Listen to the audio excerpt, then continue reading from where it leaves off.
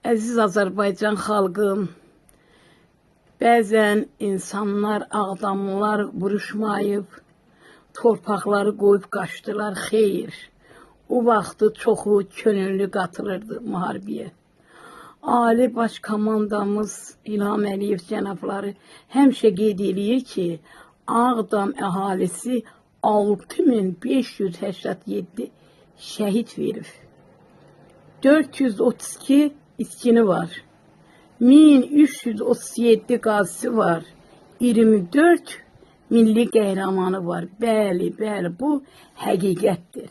Bunu hamı bilməlidir. Yəni, bunu Azərbaycan xalqı bilməlidir. Bəli, bilməlidir.